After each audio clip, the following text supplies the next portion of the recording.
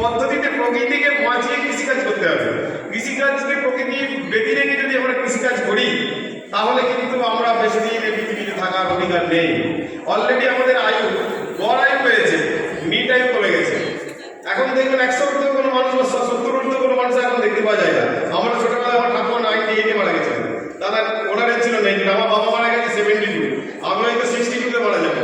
তাহলে আমাদের সন্তানদের প্রত্যেক জেনারেশন 10 বছর করে আয়ু কমতে থাকে, আর যেটা বেঁচে থাকছে এখনকার জেনারেশন সেটা আইদার ইনসুলিন নিয়ে অথবা সকালবেলা খালি পেটে একটা ওমপ্রাজল খেয়ে বেঁচে আছে। এটাকে বলে সুস্থ থাকা না, এটাকে বলে বেঁচে থাকা। ডাক্তারের অধীনে বেঁচে থাকি আমরা। আমাদের যে শারীরিক জীবের যে সুস্থ শরীর, সেই শরীর কিন্তু বা আমাদের সুস্থ মন সুস্থ দেহ থাকছে না। এই ফসলের বীজ প্রয়োগ হচ্ছে এবং রাসায়নিক সার অত্যধিক প্রয়োগ আমাদের এর মূল কারণ বলে বহু রোগের ক্ষেত্রে আমরা দেখেছি, বিশেষ করে ইনডাইজেশন মানে বদহজম, হজমের সমস্যা, আর হচ্ছে আমাদের আর্থ্রাইটিস যেগুলো হাঁটু ব্যথা, কোমর ব্যথা, জয়েন্ট পেন এখন বাড়িতে বাড়িতে, এবং রেল স্টেশনে প্রচুর বিজ্ঞাপন দেবে এত কোম্পানি জয়েন্ট পেনের ট্রিটমেন্ট শুরু করেছে যে সেই জয়েন্ট পেনের পয়সা কিন্তু আপনারাই দেন। তো আমি যখন তামিলনাড়ুতে গেছিলাম তখন উনি আমাকে বলেছিলেন যে আপনি আপনার এলাকায় সার্ভে করে দেখবেন যত টাকার নাইট্রোজেন, কেমিক্যাল সিনথেটিক নাইট্রোজেন বা ইউরিয়া নামে আপনার পরিচিত বিক্রি হয়, আর যত টাকার কীটনাশক বিক্রি হয় তার থেকে মিনিমাম ডবল পরিমাণে আপনার এই গ্যাস অম্বলের ওষুধ আর ব্যথা যন্ত্রণার ওষুধ বিক্রি হয়। তো আমি আমার এলাকার মাত্র 6টা রাসায়নিক সারের ডিলার আর কীটনাশকের ডিলারের ডাটা নিয়েছিলাম 2014 সালে। তো ওনারা বলেছিলেন আমার সাব ডিভিশনে 3.5 কোটি টাকার ওনাদের টাকায় কার্ড ওভার হয় কীটনাশক আর রাসায়নিক সার। আর আমি অ্যালোপ্যাথি দোকান থেকে বাজেট নিয়েছিলাম 12 কোটি টাকার শুধু এই দুটো গ্রুপের মেডিসিন বিক্রি হয়। একটা হচ্ছে প্যান্টোপ্রাজল হোমিওপ্যাথি, যেটাকে আমরা প্রোটন পাম্প ইনহিবিটর বলে মেডিকেল ল্যাঙ্গুয়েজে, মানে আমাদের গ্যাস অম্বল অ্যাসিডিটিটা কমিয়ে দেয়, ভিতরে অ্যাসিড সিনথেসিসটাকে বন্ধ করে দেয়। আর হচ্ছে হাঁটু ব্যথা, কোমর ব্যথা, যে সমস্ত আমাদের ব্যথার মালিশ, বিভিন্ন ব্যথার তেল, ব্যথার ওষুধ এগুলো বিক্রি হয়, সেটা বিক্রি হয় টোটাল 12 কোটি টাকা। তাহলে আরামবাগ সাব ডিভিশনের লোক কিন্তু ওটা কেনে, ওটা কি পাকিস্তানের লোক, বাংলাদেশের লোক কেনে না তো? তাহলে ডাটা মিলে যাচ্ছে। এবং ওর মধ্যে ম্যাক্সিমাম ডাক্তারের পরিবারের লোক কেনে না, ম্যাক্সিমাম কিন্তু কৃষক পরিবারের লোক গ্রামেগঞ্জে ওষুধের দোকানের মাধ্যমে এগুলো বিক্রি হয়।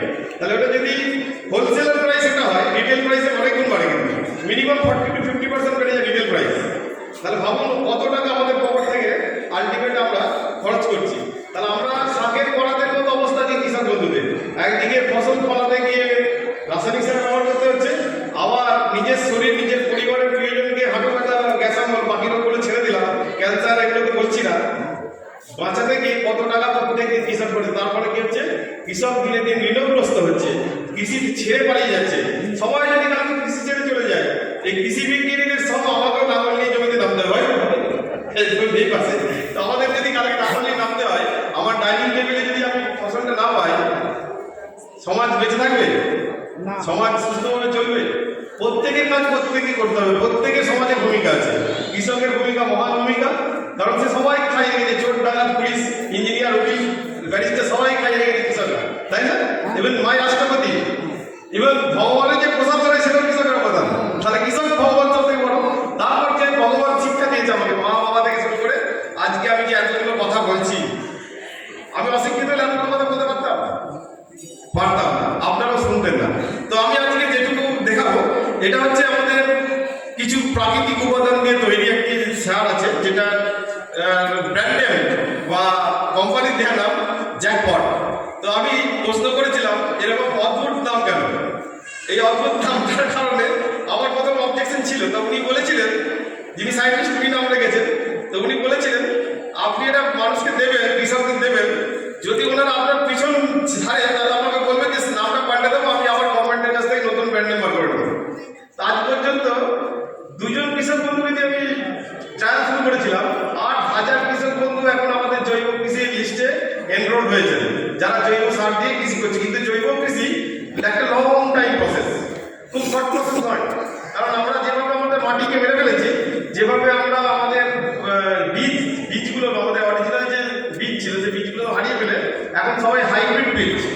এখন একটি বীজও কিন্তু আমাদের যে মাদার বীজ সেগুলো নেই, এগুলো সব বিভিন্ন কর্পোরেট সেক্টরের হাতে চলে গেছে। এখন আমরা যা কিছু চাষ করি অল আর হাইব্রিড। হাইব্রিড মানে সংকট করা আছে, বিভিন্ন এর সাথে মিশিয়ে করা আছে, পেঁপের সাথে কুমড়ো, এটা বিজ্ঞানীর, আমি এ ব্যাপারে যাবো না, এটা বিজ্ঞানীদের কাজ করে আমরা উচ্চ ফলনশীল সমস্ত বীজ তৈরি করেছি। কিন্তু উচ্চ গুণগত সম্পন্ন খাবার তৈরি